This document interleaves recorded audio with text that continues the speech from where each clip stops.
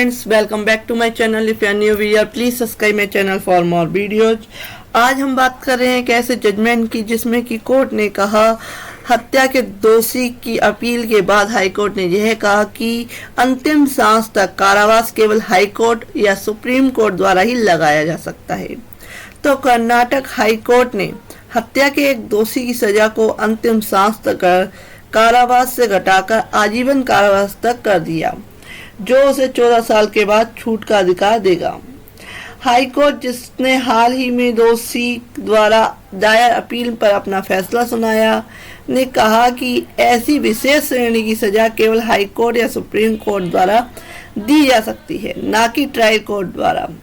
जैसा कि supreme court ने भारत संज्ञा वी श्रीहरण उर्फ मुरुगन और अन्य के मामले में अपने फैसले में कहा था। डी.आर. कुमार की हत्या के पहले और तीसरे आरोपी हरीश और लोकेश द्वारा उच्च न्यायालय के समक्ष 2 अपीलें दायर की गई। हरीश की कुमार की पत्नी राधा ने से प्यार था और इसी वजह से उसने राधा की हत्या की साजिश रची।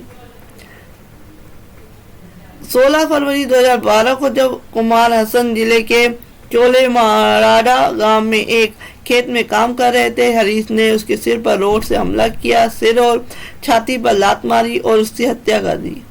बाद में अपने भाई लोकेश की मदद से उसने सबको और एक माल रिक्शे में ले जाया गया और एक खाली जमीन पर से दफना दिया। हरीश, राधा और लोकेश पर मुकदमा चलाया गया और 25 अप्रैल 2017 को हसन की एक सत्र न्यायालय ने उन्हें दोषी ठहराया। हरीश को भारतीय दंड संहिता की धारा 302 हत्या के तहत आजीवन कारावास यानी अंतिम सांस तक कारावास और 50,000 रुपए के जुर्माने की सजा सुनाई गई थी। उन्हें आईपीसी धारा 120B और धारा 201 के तहत भी सजा सुनाई गई थी। उन्हें कुमार के दोनों बच्चों को 3 लाख रुपए देने का भी आदेश दिया था। न्यायमूर्ति ने सोमशेखर और न्यायमूर्ति राजेश राय ने के HC पीठ ने हरीश की सजा को बरकरार रखा, लेकिन कहा कि ट्रायल कोर्ट द्वारा दी गई सजा सही नहीं थी। इसमें कहा गया कि ट्रायल कोर्ट द्वारा आरोपी नंबर 1 के खिलाफ दी गई सजा यानी उनकी अंतिम सांस तक कारावास की सजा का सवाल है।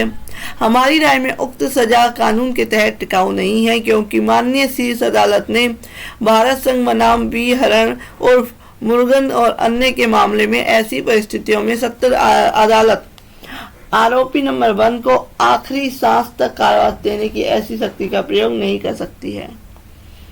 एससी ने कहा कि सुप्रीम कोर्ट ने ऐसे मामलों में 3 परीक्षण अनिवार्य किए हैं: अपराध परीक्षण, आपराधिक परीक्षण और दुर्लभ परीक्षण। एससी ने कहा कि जहां तक वर्तमान मामले का संबंध है, अपराध और आपराधिक परीक्षण दोनों आरोपी के खिलाफ संतुष्ट हैं, लेकिन दुर्लभतम परीक्षण का संबंध है। अभियोजन पक्ष ठोस सबूत पेश करके यह साबित करने में विफल रहा कि आरोप बर्बर तरीके से किया गया था, इसलिए तत्काल मामला दुर्लभतम मामले की श्रेणी में नहीं आएगा। ऐसे में आरोपी नंबर 1 को उसकी आखिरी सांस तक कारावास की सजा देना। ट्रायल कोर्ट ने कहा कि सजा को उसके जीवन की आखिरी सांस की बजाय आजीवन कारावास से संशोधित किया जाना है। एससी ने लोकेश के खिलाफ सभी आरोपों को भी खारिज कर दिया। इसमें कहा गया कि अभियोजन पक्ष कोई भी ठोस सबूत पेश करने अपना अपराध साबित करने में विफल रहा। उन्होंने ट्रायल कोर्ट के केवल यह संयुक्त हरीश के स्वैच्छिक बयान के आधार पर दोषी ठहराया था। एससी ने कहा कि यह कानून की स्थापित स्थिति है कि सह आयुक्त का स्वैच्छिक बयान अन्य आरोपियों की सजा का आधार नहीं हो सकता है। पहले और तीसरे दोषी की याचिकाओं पर सुनवाई की गई और डिवीजनल बेंच ने एक सामान्य फैसला सुनाया। दूसरे दोषी राधा ने अपनी अपील दायर नहीं की थी। हरीश की जमानत और जमानत बॉन्ड रद्द कर दिया गया और उसे अपनी सजा काटने के लिए ट्रायल कोर्ट के समक्ष आत्मसमर्पण करने के लिए 2 सप्ताह का समय दिया गया। तो ये है केस जो कि इसमें बताया गया है कि जो अंतिम सांस तक जो है वह जो डेथ है वह सुप्रीम कोर्ट या हाई कोर्ट दे सकती है। इस जजमेंट में ऐसा कहा गया है। तो फ्रेंड्स, ऐसे ही वीडियो के लिए, ऐसे ही लीगल अपडेट्स के लिए please subscribe my channel. Thank you for watching this video.